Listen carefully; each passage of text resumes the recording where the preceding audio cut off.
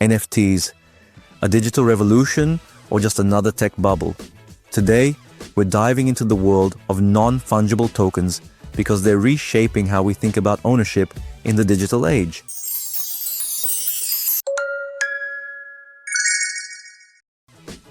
Oh, that's a big topic to tackle, Otto. I've heard so much buzz about NFTs lately, but I'm still not entirely sure what they are or why they matter. Well, let's break it down, Jessica. At its core, an NFT is a unique digital asset representing ownership of a specific item or content. Think of it like a one-of-a-kind trading card, but in the digital world. So it could be anything digital? Like a piece of art or a video clip? Exactly, Jessica. It could be digital art, music, videos, or even virtual real estate. The key is that each NFT is unique and can't be exchanged one-to-one with another NFT. That's interesting. But what makes them so unique compared to other digital files? Well, it's all about the technology behind them. NFTs use blockchain, which is essentially a secure, decentralized digital ledger. This blockchain records the ownership and entire transaction history of each NFT, making it virtually impossible to counterfeit or forge. So it's like having a built-in certificate of authenticity for digital assets? Exactly. And that's a big deal, especially in the digital world where copying and sharing content is so easy. NFTs provide a way to prove ownership and authenticity of digital items. That's fascinating, Otto. What are some of the key features that really set NFTs apart? Well, there are three main features that define NFTs. First, as we mentioned, is their uniqueness. Each NFT has its own distinct information or attributes, ensuring no two are exactly alike. Like a digital fingerprint, right? Precisely, Jessica. The second key feature is indivisibility. Unlike cryptocurrencies that can be divided into smaller units, NFTs exist only as whole items. You can't buy or sell a fraction of an NFT. Oh, I see. And what's the third feature? The third, and perhaps most important for many people, is ownership and provenance. NFTs provide verifiable proof of ownership and origin, with the entire transaction history recorded on the blockchain. That's huge, especially for things like digital art where provenance is so important. But I'm curious, Otto, how does someone actually create and sell an NFT? Well, it's actually become quite accessible, even for beginners. The process involves several steps, starting with choosing your digital asset, the thing you want to turn into an NFT. And I assume you need to own the rights to whatever you're turning into an NFT, right? Absolutely, Jessica. You don't want to run into any copyright issues down the line. Once you've chosen your asset, you need to select a blockchain platform. Ethereum is the most popular choice for NFTs due to its robust smart contract functionality. I've heard of Ethereum before, but are there other options? Yes, there are alternatives like Binance, Smart Chain, Solana, and Tezos. Each has its own pros and cons, but for beginners, Ethereum is often recommended because it's widely supported by NFT marketplaces. So once you've chosen your platform, what's next? The next step is setting up a digital wallet. This is where you'll store your cryptocurrencies and NFTs. MetaMask is a popular choice that integrates well with most NFT marketplaces. And I'm guessing you need to buy some cryptocurrency to get started?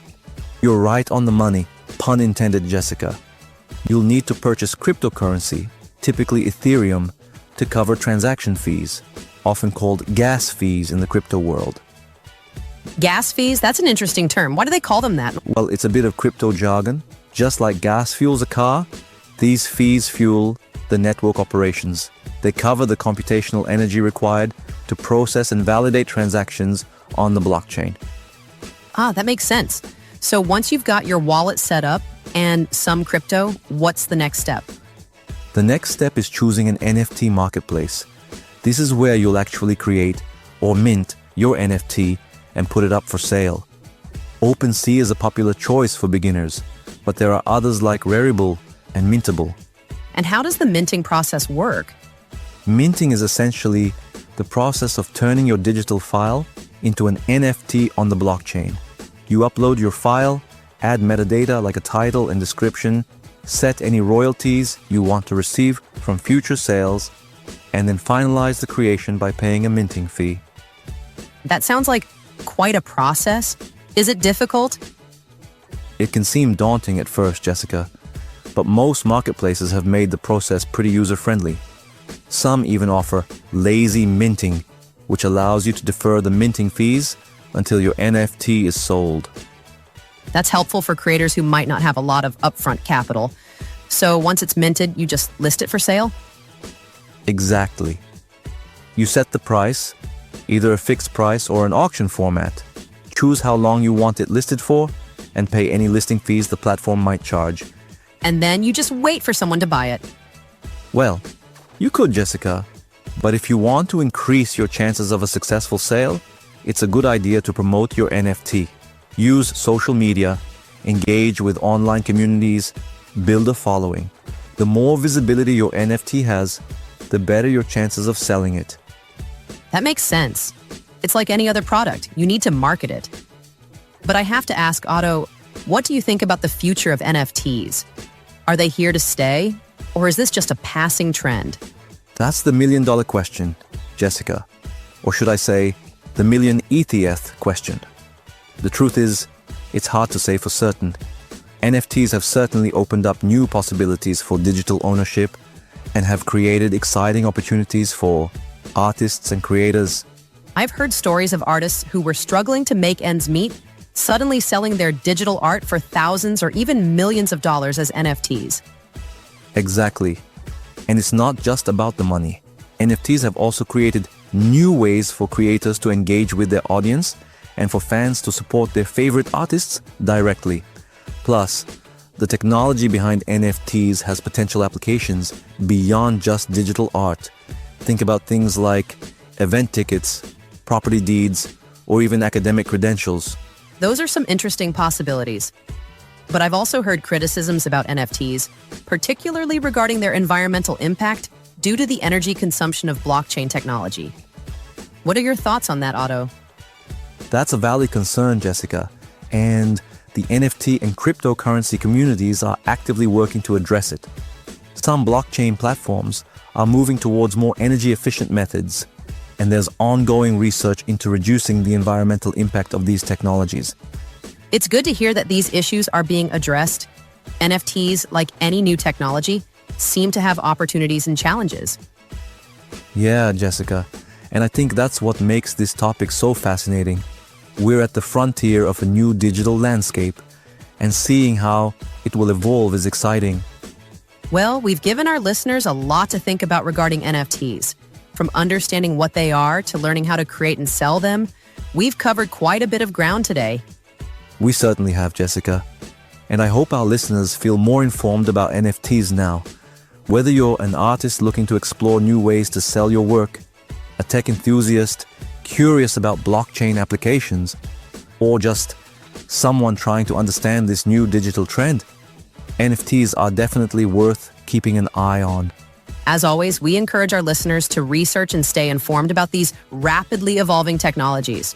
Who knows, maybe some of you out there will create the next big NFT sensation. Well said. And on that note, I think it's time we wrap up this episode of Twing Tech. Thanks for joining us on this deep dive into the world of NFTs. And thank you to all our listeners for tuning in. Until next time, keep exploring, creating, and pushing the boundaries of what's possible in our digital world. This has been Twing Tech. Stay curious, stay informed, and we'll see you next time. Before we go, don't forget to like this episode and subscribe to our channel. If you're watching on YouTube, hit the notification bell to never miss an update. Your support helps us continue bringing you insightful content. Jessica, and for our podcast listeners, please consider leaving us a review on your favorite platform. It makes a difference. See you next time on Twing Tech.